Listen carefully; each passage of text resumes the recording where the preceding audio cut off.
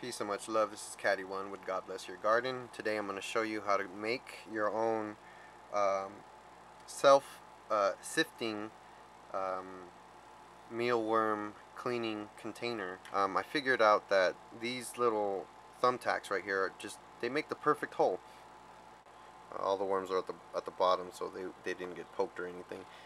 So I made a good amount of holes. The more the better, because all the poop will just fall out. And right here I just put the poop back in here so I could sift it and show you.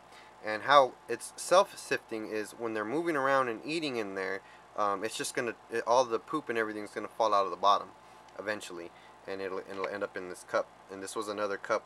You can see the air holes I poked, but I covered it up with tape so the poop won't fall through. Another cup that I used that's just a little bit bigger than this, and let me show you how it works.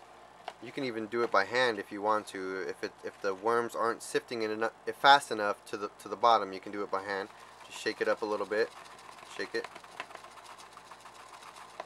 and I'm gonna show you. Let me take this out.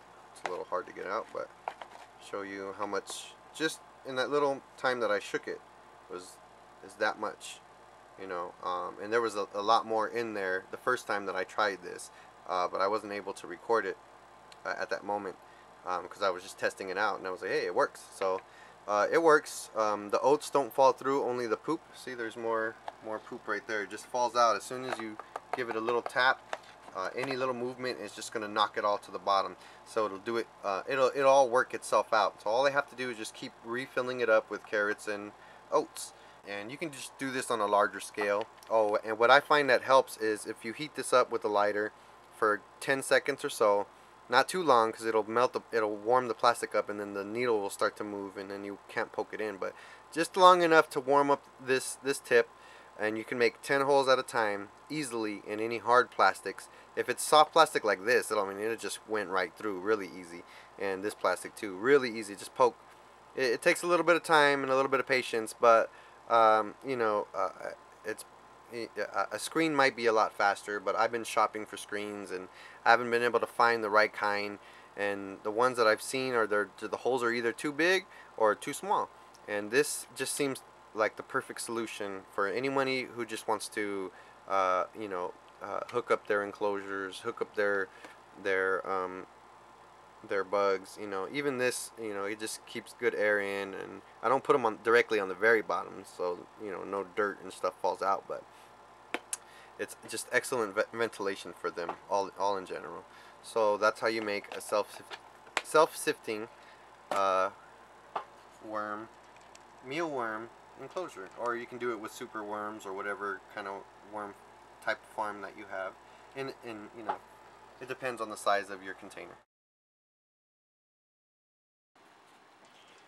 Alright, so it's been about 2 days, and I just want to show you how much poop has just come out of this self-cleaning container.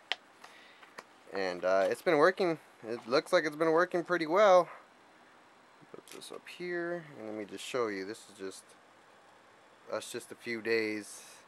There's a few oats in there, but it's not because of the holes. It's actually because I dropped a few in there. But yeah, it's just being collected by itself, and all I gotta do is put it on my plants, and I'll be good to go. So there you have it. That's quite a lot of poop, especially with the container in there. That's a lot. I didn't have to sift that out at all. That just sifted itself out. Simple and easy. There's only a little bit of oats in there because I accidentally dropped some in there, but other than that, pure poop and small tiny little oat grains, but that's about it. So there you go, your self-sifting, self-cleaning worm bin for small scale bins. God bless your garden.